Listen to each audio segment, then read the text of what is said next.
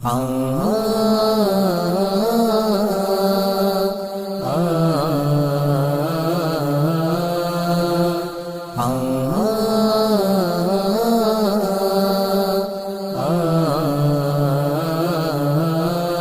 जबान में सवाल कर सकते हैं? बिल्कुल कर सकता हूँ। कॉन्टिंजेंसी का मतलब यह हुआ कि हर वो वजूद जो किसी भी चीज का पाबंद है, हर वो वजूद या हर वो चीज जो अपने एग्जिस्टेंस में किसी भी चीज के पाबंद है और उससे बाउंड है, उसको उसकी जरूरत है, उस पर डिपेंड करती है, तो जाहिर सी बात है कि उसका कोई ना कोई कॉज होता है। ये तो अकल की बात है, ये आप रीजनिंग की बात करते हैं, मैं वही कर रहा हूँ। दूसरी चीज आपने ये बात कही कि अभी आपका क्लोजिंग आर्गुमेंट है, बता देना। Argument of contingency sir.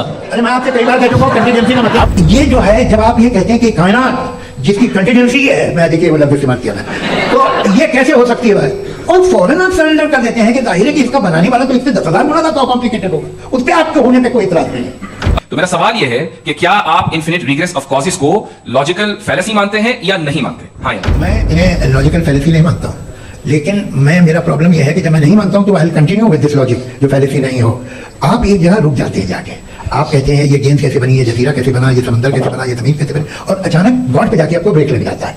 एक बार आप सवाल नहीं करते कि भाई इनको बनाने वाला तो इनसे भी कॉम्प्लिकेटेड होगा।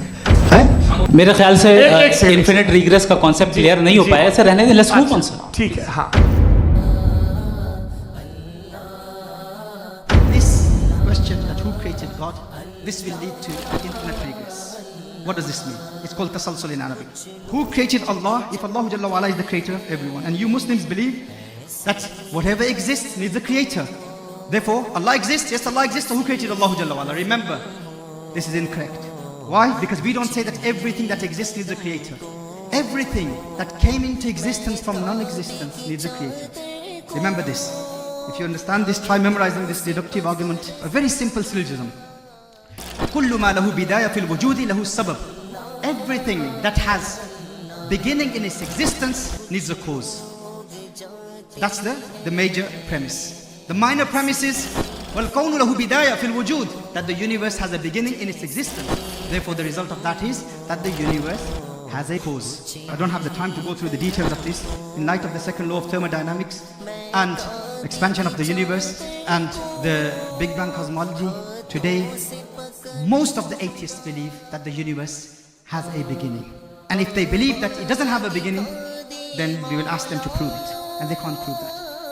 So the majority of the modern day or the new atheism movement, they believe that the universe has a beginning. It came into existence from non-existence. We as Muslims, we believe that whatever came into existence needs a creator. But Allah did not come into existence from non-existence.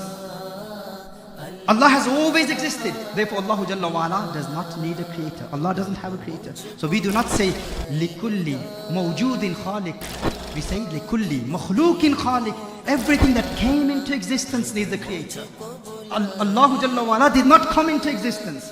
Allah is uncreated. So if someone says if everything needs a creator, then who created God? We say God is uncreated.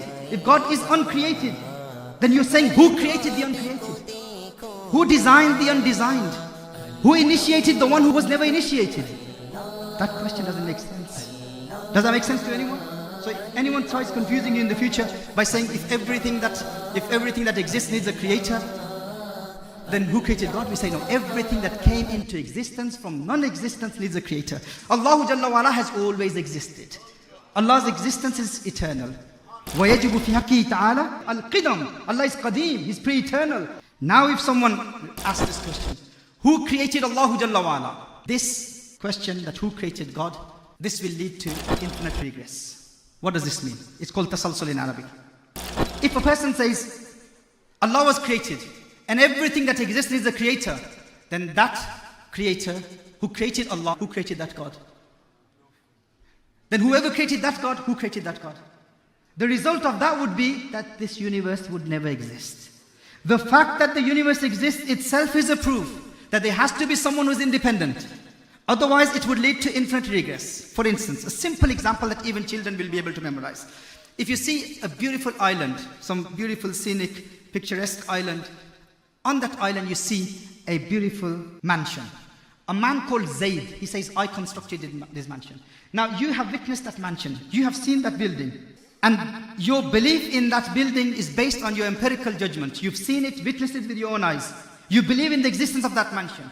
Now some man called Zayd, he said, I constructed it. But in order for him to build that building, he needs the permission of some man called Bakr. And in order for Bakr to give permission to Zayd, he is dependent upon the permission of Umar. Umar is dependent upon the permission of Khalid. Khalid is dependent upon the permission of Abdullah. Abdullah is dependent upon the permission of Abdul Rahman. And this continues infinitely. Forever. It doesn't have an end point. Would that mansion exist? If the chain continues, if it does not have an end point with someone who is independent, would that mansion ever come into existence? You have to have someone above, some higher being who is independent, who does not need the permission of someone above him in order for that mansion to exist. How? The one who is the last person in the chain has to be independent. He gave permission to the one below him. He gave permission to the one below him. He gave permission to the one below him. And then that permission was granted to Bakr. Then Bakr granted that permission to Zayd. And then Zayd constructed that mansion. Does that make sense? If this chain continues infinitely, then the mansion wouldn't have existed. The fact that the mansion exists itself is a proof that the chain has to end somewhere. Do you believe in the existence of the mansion? Yes, I saw it with my own eyes. So now you have to believe that there has to be someone who is independent, does not need the permission of someone above him. Does that make sense to you? All of you, do you understand this? In the same way, does this universe exist? The fact that the universe exists itself is a proof that there is someone there who is independent. Someone there who doesn't need the permission of anyone above him. Someone who is independent, all-knowing, all-powerful, extremely intelligent. Otherwise, the universe wouldn't have existed. So the fact that the universe exists is a proof that that someone who has created the universe is independent. If that creator was dependent upon someone above him, then the universe wouldn't have existed. And if all of them need the permission of someone above them, then that leads to infinite regress, which is a logical fallacy. Logically, aqlan, it's fallacious. It doesn't make sense. No man of aql would ever accept that. So if anyone raises that question to you in the future, if someone says this, that if Allah created everything, then who created God? Who created Allah Jalla wa'ala? Remember, Allah is not someone that we can comprehend. Allah is beyond our comprehension. We cannot understand the reality of Allah Jalla wa'ala. But as far as these arguments are concerned, we can refute any atheist. If they try confusing you, you say to them, who converted Richard Dawkins to theism? Say that to the atheist. Who converted Richard Dawkins to theism? Who made him a theist? Or who converted Sam Harris to theism? Or who converted Christopher Hitchens to theism? If he says, oh, let me think about it. I don't know. Let me find out. Is that really true? Is that true? So you will confuse him, won't you? He will go back to his people and he will ask them. They will say, oh, Richard Dawkins, he hasn't converted. He believes that Allah doesn't exist. He hasn't embraced Islam. He hasn't embraced Christianity or Judaism. He doesn't believe in the existence of a creator. You are a liar or Muslim who's saying that who converted Richard Dawkins. You're probably talking about some other Richard guy. But my Richard Dawkins, my master, he cannot accept Islam. He doesn't believe in the existence of Allah. So we will say, the way my question is wrong to the atheist, yes? Who converted Richard Dawkins? In the same way, for you to ask me the question, who created Allah? The way you say Richard Dawkins, my master Richard Dawkins is unconverted. Our answer to that atheist will be, my Allah is uncreated. The way you say that I'm probably talking about some other Richard guy, in the same way, I will say to him, you are probably talking about some other God that they believe that God can come into existence from non-existence. My God, the Allah that I believe in, is eternal, is uncreated. The question itself is logically fallacious. It does not make sense for people to say that who created God. Anytime people ask you this question, you'll say that leads to infinite regress. Allah Jalla wa'ala is independent. Allah Jalla wa'ala is not contingent. Allah Jalla wa'ala has always existed. And our aql, our intellect cannot comprehend the reality of Allah Jalla wa'ala. Human mind, we have to accept our limitations. And Rasulullah sallallahu alayhi wasallam is the one who saw Allah Jalla wa'ala. We believe in the existence of Allah through Rasulullah sallallahu alayhi wasallam. Through rational proofs, we believe in the existence of Allah Jalla wa'ala. But the complete tawheed, the reality of tawheed can only be understood by believing in Rasulullah sallallahu alayhi wasallam. So through the mediation of Rasulullah sallallahu alayhi wasallam, we believe in Allah Jalla wa'ala's sifat, Allah Jalla wa'ala's attributes.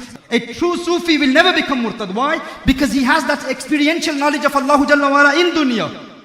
In dunya, he experiences the gnosis of Allah Jalla wa'ala. And when he experiences the qurb of Allah Jalla wa'ala, he gets the glimpse of what he will see in the hereafter. Theirs is all based on analytical knowledge, discursive knowledge. The Sufi's knowledge about Allah Jalla wa Ala is experiential knowledge. He experiences the gnosis of Allah Jalla wa Ala through his breath. He breathes with the name of Allah. We believe in the oneness of Allah Jalla wa Ala and the finality of Rasulullah sallallahu alayhi wa sallam as prophethood. May Allah Jalla wa Ala bless us with his divine guidance so that we can act upon the ahkam of deen, act upon the ahkam of sharia, understand the creedal matters, aqaid of Ahlul Sunnah wal Jama'ah, and learn the practical teachings of our ulama, how to defend al-Islam and how to defend the honor of Allah and how to defend the honor of Rasulullah sallallahu alayhi wa sallam.